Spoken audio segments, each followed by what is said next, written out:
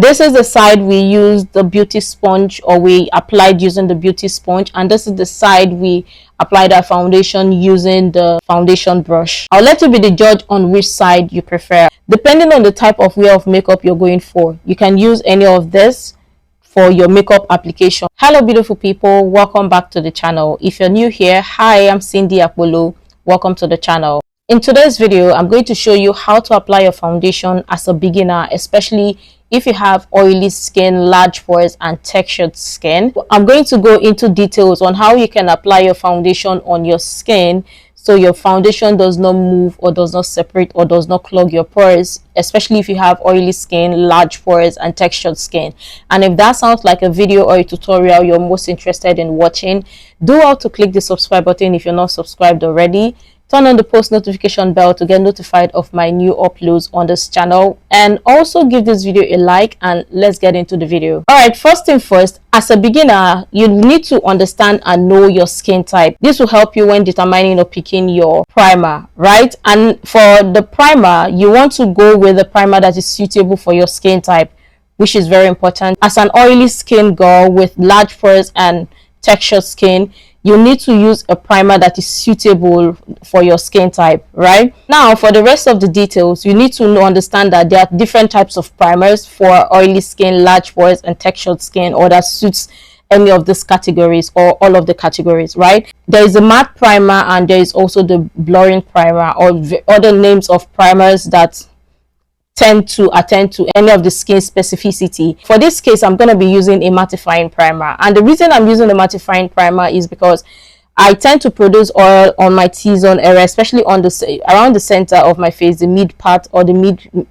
center of my face, the mid perimeter of my face, or the inner perimeter of my face, which usually are my forehead, the bridge of my nose, the apples of my cheekbone, and my chin area.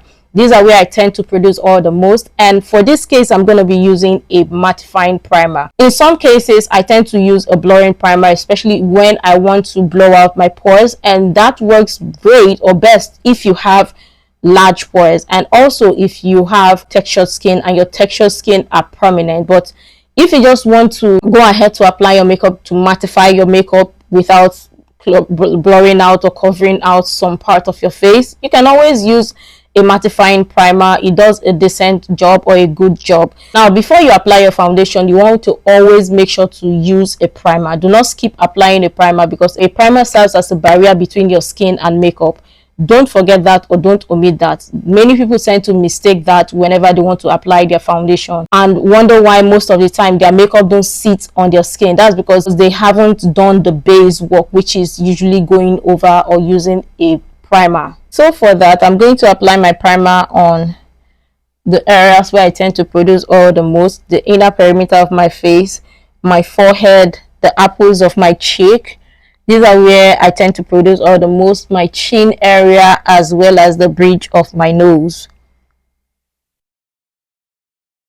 So I'm just working that product to the skin, because that is going to keep my makeup matte all day, or matte for the duration of the wear of makeup. Therefore, it's going to last longer than it should, or last long on my face, the makeup, right?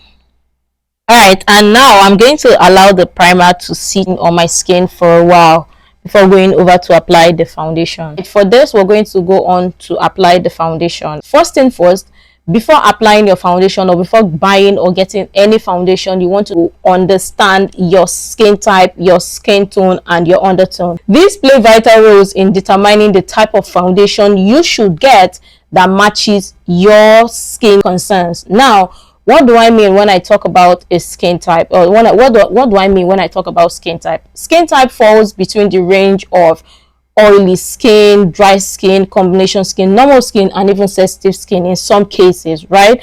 What is a oily skin? An oily skin is a skin that tends to produce oil, just like the name implies. You produce oil on your face. Now, what does a dry skin mean? The exact same thing. Dry skin is the opposite of an oily skin, right? Just as the name implies, dry skin, your skin tends to be dry, or is usually dry, so you don't produce a lot of oil on your face. That's what it means. or in most cases you don't produce oil on your face at all. Now, a combination skin, what does a combination skin mean? Is a combination between the oily skin and dry skin, which in most cases you tend to produce. For combination skin, you tend to produce oil only on the center part of your face, which could be the T-zone area, your forehead, the bridge of your nose, the apples of your cheek, or your chin. But in most cases, all combination skin tend to range or varies for different people depending on their skin concerns, right? So on the other areas of your face, they are usually, you don't produce oil on these areas of your face. That's what combination skin mean. Now, normal skin, in most cases, normal skin may not produce oil, may just be basic or be normal, right? That's what the normal skin is. Now we're going to talk about the skin tone. Now, when determining or picking your foundation, your skin tone or knowing your skin tone is very essential. You don't want to use a foundation that is not your exact skin tone.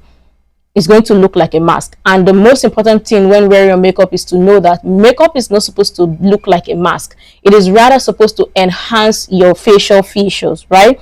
So what does the skin tone mean, or what are the categories, or what ranges do skin tone fall? Skin tone is usually the color of your skin, right? That's what it means. The color or the tone of your skin. That's what the skin tone means. Now, the categories of skin tone tend to range between light, medium to dark, right? In the expanded range, it falls between the fair, light, medium, dark, and deep, right? Those are the ranges it usually falls. Knowing your skin tone would help you determine the right and the type of foundation that is good for your skin tone or that matches your skin tone. Now we're going to move on to the undertone, which is very important.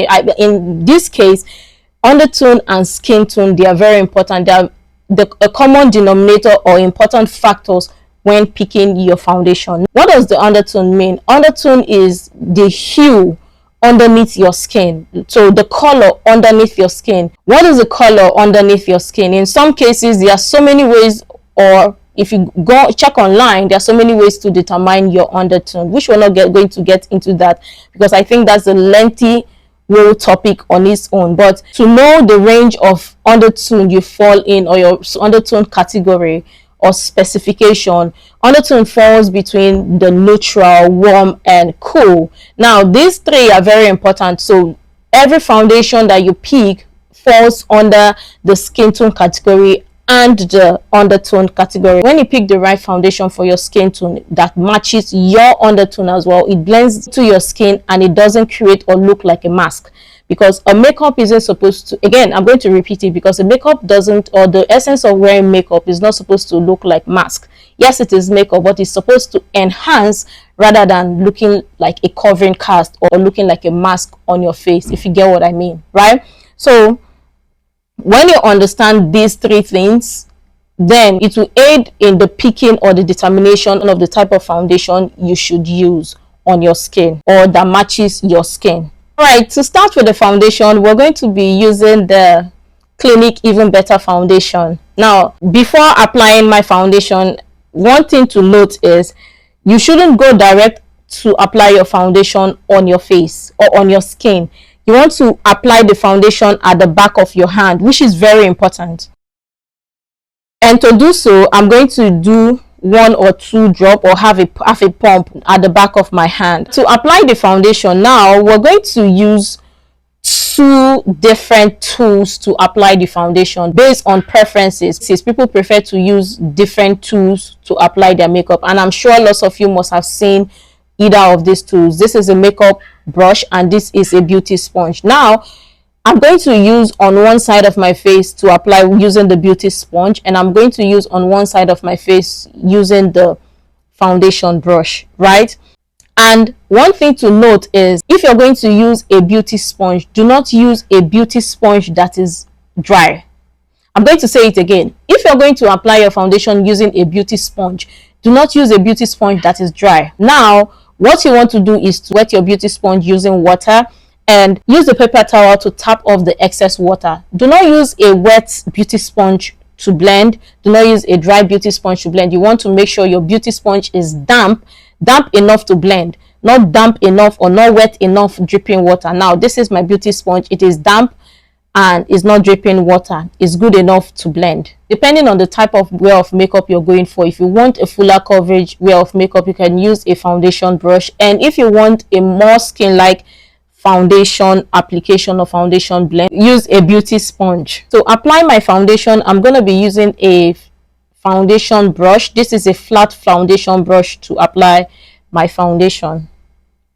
This is what it looks like. I'm just going to swipe on this like this, about this much of foundation. Blending the foundation, we're going to use the beauty sponge, and to use the beauty sponge, I'm going to tap on the foundation at the back of my hand like this. We have a good amount, and I'm going to push the product into the skin like this. Now notice I'm pushing the foundation into my skin. I am not swiping. I am pushing it into my skin. So you're going to see a clean transition blend that is going to make on the skin. So when applying your foundation, you want to make sure to push the product into the skin. Do not swipe. Do not swipe. If you swipe, it's going to move the product around. So you're pushing this in to blend. So the process is push to blend, push to blend. So to push the product to your skin, you move to spread to blend, right? I'm also going to blend my neck. Now this is how one side of our face is currently looking like with the coverage from the beauty sponge. This is what we currently look like with the coverage from the beauty sponge. Now I'm going to apply the foundation on the other side of my face using the foundation brush. This is what this side of our face currently looks like with the foundation well blended on our face. And now this is what the other side of our face looks like. Now on this side of the face, we haven't applied any form of foundation on this side of our face, which we're going to move on to do. And for this, we're going to be using, or this is the side we're going to use the foundation brush to apply the foundation on our face or on our skin. This is the leftover product we have. I'm going to apply some more product at the back of my hand. Going back in again using the flat foundation brush, I'm going to use this to apply the product onto the skin.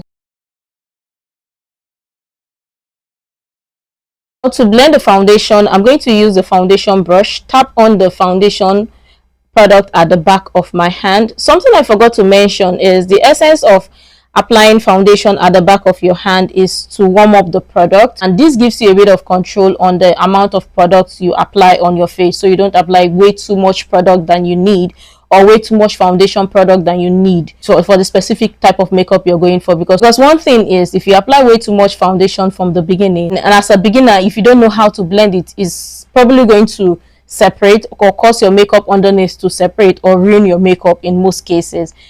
The advanced or the pros, they can walk away with it. If you're a beginner, the next available option would be to either wash off your makeup or to wash off the foundation, which in most cases can be tedious, right? Because you have to start again, right? So to apply the foundation, I'm going to push the foundation brush onto my skin. I'm pushing that in a steeply motion to blend. So the essence is to push and blend. Do not swipe. Remember what we did with the beauty sponge? That is exactly what we're going to do on here, but using the foundation brush. So we're pushing this into the skin to blend. Now remember, every area or the areas where we applied the foundation, just push that and spread onto the forehead or other areas as well. Spreading using the residue of the foundation onto the other sides of our face or other areas of our face. Do not forget to blend the foundation all the way down to your neck, which is important or plays an important or vital role.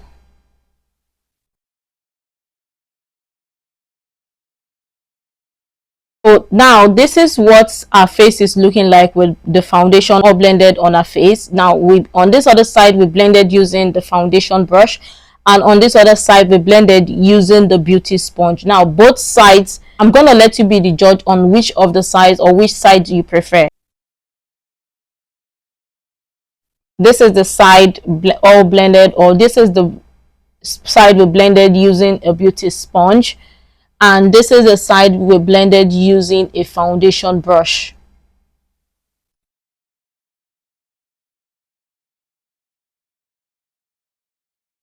With this, you can always go back to build up the foundation. This is the reason why we talked about, or I introduced or talked about you applying the foundation at the back of your hand, because now if you want a bit of more coverage to cover up some areas of your face you need to cover, or you need to apply foundation product on, then you can go up to, or you can go ahead to build up the foundation more to cover those areas. That way you're not applying too much foundation onto your skin. Notice that when I applied the foundation, I did not apply it on this area of my face, especially where my cheek, the apples of my cheek area. That's because I have large pores, and for me it's preference.